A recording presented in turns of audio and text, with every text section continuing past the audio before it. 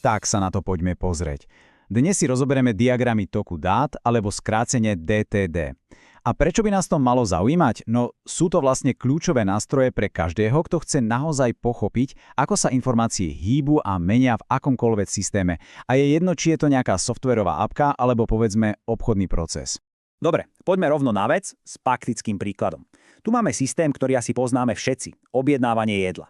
Tento obrázok to je tzv. Kontextový diagram a na prvý pohľad nám ukazuje to úplne najdôležitejšie. Čo je v systéme a čo je naopak mimo neho.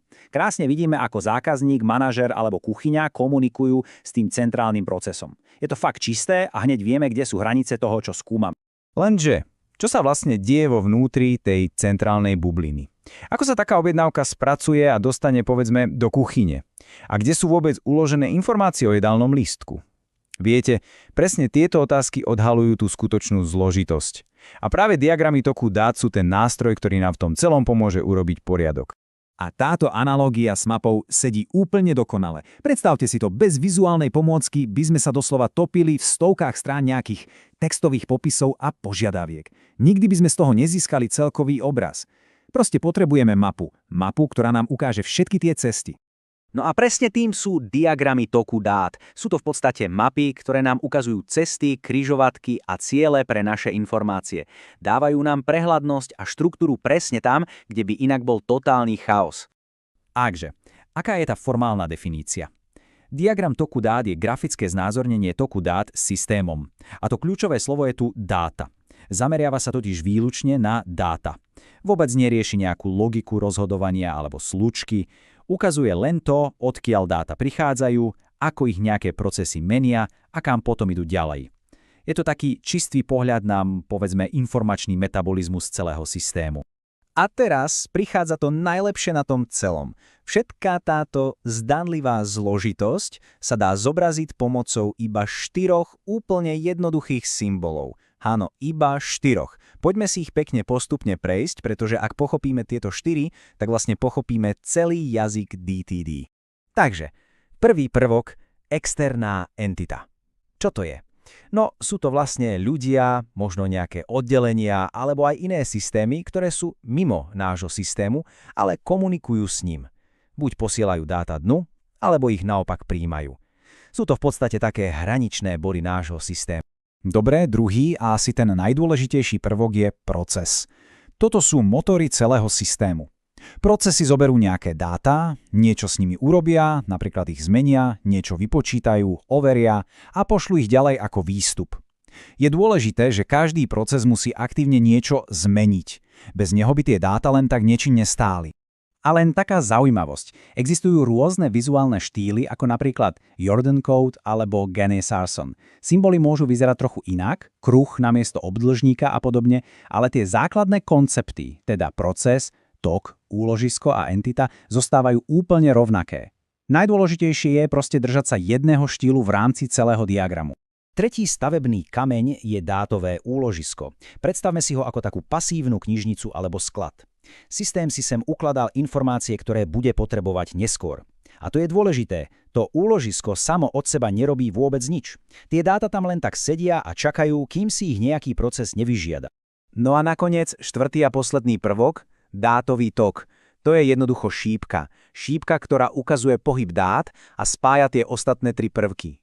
A čo je absolútne kľúčové, každá šípka musí byť jasne pomenovaná podľa toho, aké dáta prenáša. Napríklad objednávka zákazníka alebo potvrdená platba. Bez tohto popisu by bol ten diagram nečitateľný. Dobre, takže stavebné kamene už máme. Teraz sa poďme pozrieť na takú skutočnú superschopnosť DTD. A tou je schopnosť riadiť zložitosť pomocou úrovní. Zase sa vrátime k tej našej analógii s mapou, veď nikto nezačína plánovať cestu cez celú krajinu tak, že sa pozerá na detailnú mapu jednej jedinej ulice však. Začíname pohľadom na celok a až potom sa postupne približujeme. A DTD fungujú na úplne rovnakom princípe.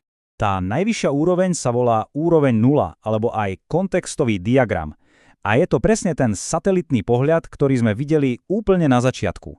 Zobrazuje celý systém ako jeden jediný proces a všetky jeho kontakty s vonkajším svetom.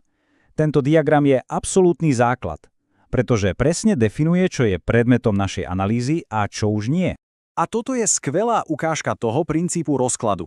Zoberieme ten jeden jediný proces z úrovne 0 a doslova ho explodujeme do diagramu úrovne 1. A tam sa nám odhalia hlavné podprocesy toho systému. A všimnite si jednu dôležitú vec. Všetky tie dátové toky, čo idú z a do externých entít, musia zostať rovnaké. Tomuto sa hovorí vyvážanie. Je to taký kontrolný mechanizmus, ktorý zaručí, že tie úrovne sú navzájom konzistentné. Fajn, už vieme, ako DTD postaviť. Teraz sa poďme pozrieť na to, ako ich postaviť správne. Pretože existuje zo pár základných pravidiel a častých chýb, na ktoré si treba dať pozor.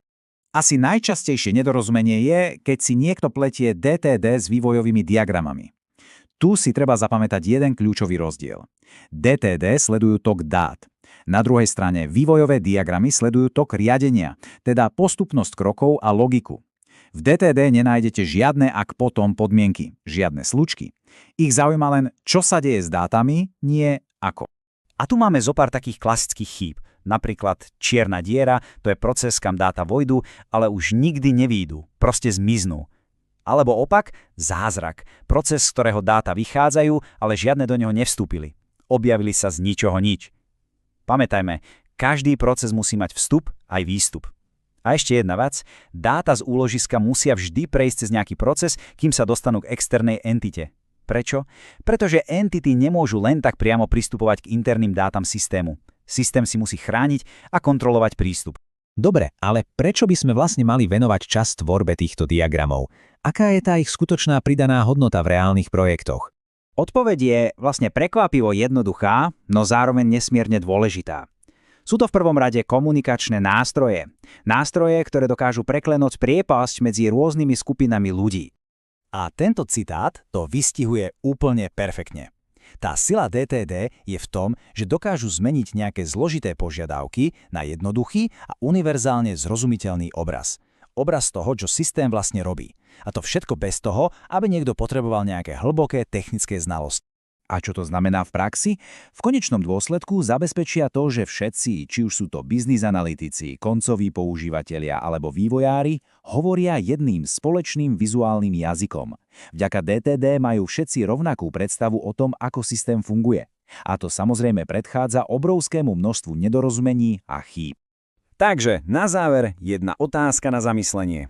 Či už je to nejaký pracovný projekt, domáci rozpočet alebo dokonca plánovanie dovolenky.